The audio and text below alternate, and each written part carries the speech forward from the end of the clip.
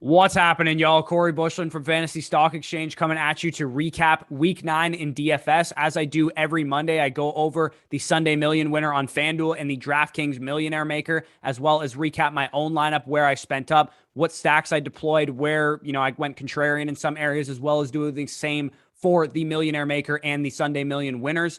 If you haven't already done so, please check out my weekly GPP picks on FanDuel and for DraftKings. Those are live usually around Saturday morning on the Draft Sharks website. So without further ado, let's get right into it. Now, for me, it was a tale of two sites. I did really well on DraftKings, really bad on FanDuel. We're going to start with the DraftKings side of things. And obviously, the DraftKings Millionaire Maker is the biggest contest in terms of total prize pool in daily fantasy sports for the NFL. And R. Bradley took down the Millionaire Maker this week. As you guys can see, and let's look at his lineup overall. For starters, he did a Herbert and Keenan Allen mini stack, kind of skinny stack with those two guys, was able to get monster production out of those two. And then when we look at kind of where he went in other places of his lineup, he took James Conner and Nick Chubb. Obviously, those two guys were two of the highest scoring running backs on the slate, the two highest running backs on the slate. And obviously, you get Nick Chubb at 21% owned, very highly owned running back. James Conner at only 2% owned. Again, very 99th percentile outcome for James Conner. Nobody could have anticipated that one, Chase Edmonds would get hurt, and two, James Conner would score 3 touchdowns in his absence. So great on R. Bradley for recognizing that. Obviously, I think he just kind of got lucky, to be honest, but he also got Hollywood Brown in his lineup, who was one of the highest scoring wide receivers on the slate. And as you guys can see, he only scored about 205 fantasy points. Only 4.4 out of Zach Moss. Didn't get a whole lot from the two Dolphins, Jalen Waddle and Mike Gesicki, that he played as well. So Brown's defense also, great pick for. But when we look at his lineup overall, again, we can see that he made some good picks, made some good stacks, but his one-offs really won him the week. Lineup construction didn't have a whole lot of correlation into it. Didn't have he had Miami, the 2 stack of Miami players. He had a guy on Baltimore, had a skinny stack with no run back. Not a whole lot of correlation outside of Herbert and Keenan Allen and Nick Chubb with the Browns defense. So good on R. Bradley for winning the Millie Maker. But again, this 205 fantasy point performance usually would finish about, 100th, 200th, 300th in the Millionaire Maker contest, because usually it takes about 230, 240 fantasy points to take down this contest. So lucky for R. Bradley that he got a bit of a down week in fantasy and did play the best plays in terms of total scoring. So moving on to my own DraftKings lineups. And this lineup, as you guys can see on the screen, was in the 200K 3-point stance. It's a $33 entry, 5 max, and I entered it 4 times this week. So as you guys can see, I was able to, more than triple my money with this lineup, because I did, do a lot of things right in this one. And for starters, I took the Justin Herbert, Keenan Allen stack that also was in the Millionaire Maker lineup, but I also ran it back on the other side of things with Devontae Smith. So 2 stack and a run back has been, a very popular way of lineup construction so far. The only kind of run back type of lineups that have won the Millionaire Maker thus far have been a skinny stack with a run back. There hasn't been a like Justin Herbert, Keenan Allen, Mike Williams with a run back type of Millionaire Maker. So that is one, shift in my lineup construction that I've shifted towards, is skinny stacks with a run back as opposed to onslaughts with a run back. So another, kind of lineup construction thing that I wanted to do this week was go a little bit contrarian in a couple spots and play some of the best plays in a couple spots. So as I talked about last week, there was a lineup where I just went contrarian everywhere and it just completely stunk. So what I did this week was I played Dalvin Cook, I played Hunter Renfrow, I played Emmanuel Sanders, I played the Chiefs defense, because I knew they were going to be popular and I knew they were good plays for that reason. But I also got different in some areas by playing Darrell Williams and playing Devontae Smith and playing Dalton Schultz and some of those guys, because they were more so contrarian plays. They were guys that weren't going to get a whole lot of steam, but I did like the spot they were in. I did like their matchup, and I did really like where they were set up to do. And like I said, I ate the Renfrow chalk. I ate the Chiefs defense chalk. I ate the Emmanuel Sanders, Dalvin Cook higher ownership.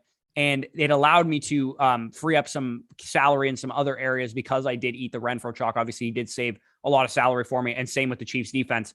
The one thing I did do that differentiated the Chiefs defense for my lineup versus a lot of other people's is that I correlated it with Darrell Williams. What I thought in terms of game environment was going to happen in this game is that the Chiefs were going to hold the Packers to very little points, which is what happened. And Darrell Williams would sneak into the end zone for a rushing touchdown. Therefore, the correlation, they'd be able to run the ball a lot. That didn't necessarily happen. It wasn't exactly the game environment that happened. They did hold them to very little points, but they couldn't score on offense themselves. So that kind of hurt me a little bit. But overall, I'm more than 3x my money in this contest. I was inside the top, 80 or so for a while, winning about $150 to $200. So that would have been a lot better. But that Chiefs defense touchdown that they allowed to Allen Lazard at the end of the game did knock me down the leaderboards quite a bit.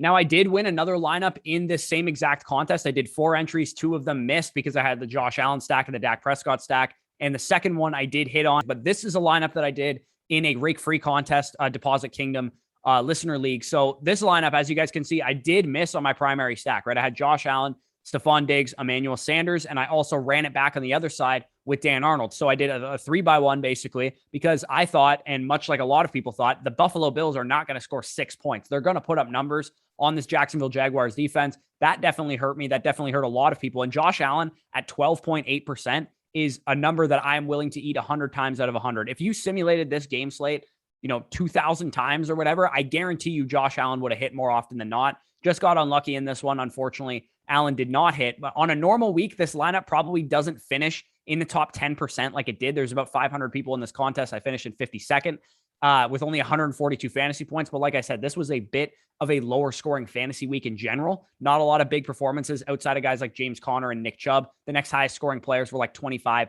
30 points at the skill position. So Mixon at 2% was absolutely phenomenal. I did do a mini correlation, basically Nick Chubb and Joe Mixon. I played both the running backs from that game. Figured if it was high scoring, these guys would be a big reason why. Obviously, both of them did get there in terms of their fantasy production. Mixon only at 2% to me was absolutely wild. I thought, again, given Mixon's workload, you can pretty much pencil him into 5 to 10% at minimum each week. But the fact that he was 2%, people were definitely overly scared of the Cleveland Browns matchup. They probably shouldn't have been, because the Bengals defense Bengals offense usually is good enough to overcome a defense like that.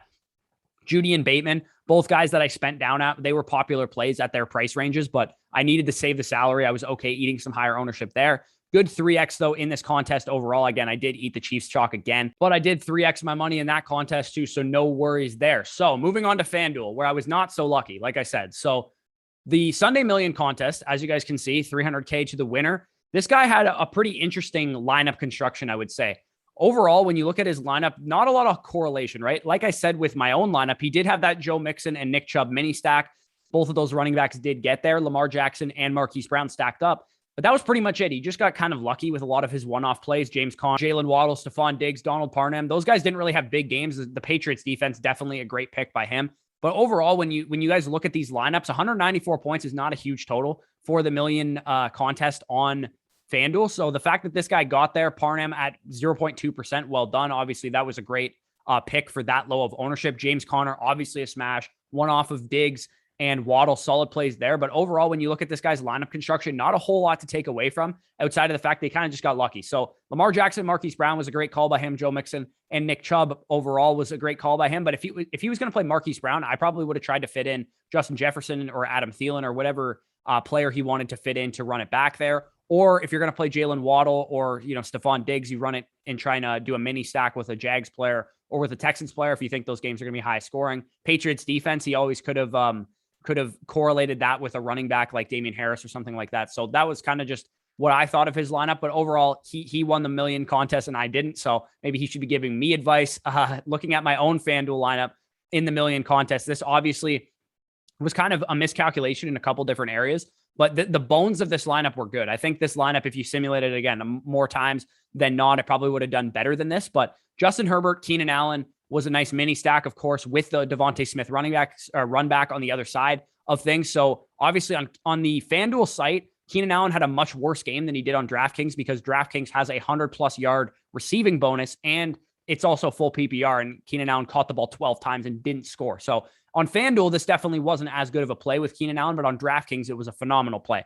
Aaron Jones completely missed at 18.5%. I think that was just a big time whiff on my part because I thought he'd be sub 10% due to Jordan Love being the starting quarterback and all the other popular running backs in that range. I thought people were going to overlook Aaron Jones. That definitely did not happen. So definitely a miscalculation on my part. Tony Pollard was my favorite pivot play of the week because, and I mean, again, more often than not, if you simulate that Denver Broncos, Dallas Cowboys game, the Cowboys were favored by 10 points. I don't think more often than not, Dallas is going to lose in a big way like they did to Denver last week.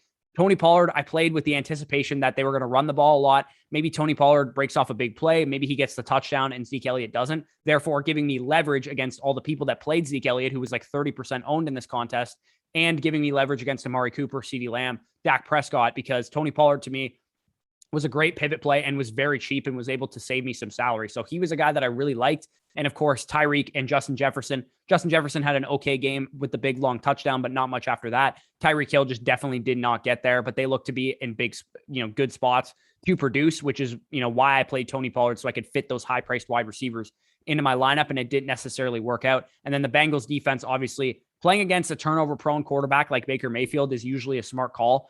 For the most part, especially when you have a home defense that is a home favorite, which is what the Cincinnati Bengals were. So again, more often than not, that's probably going to work out. Just got unlucky in some areas, lucky in some others. So if you guys did enjoy this video, as always, hit the like button, comment any of your thoughts down below, subscribe to the Draft Sharks channel if you are new. Make sure to check out the website for both my GPP picks for FanDuel and for DraftKings, and check out everything else that the Draft Sharks website has to offer. Peace out, guys. I'll talk to you soon.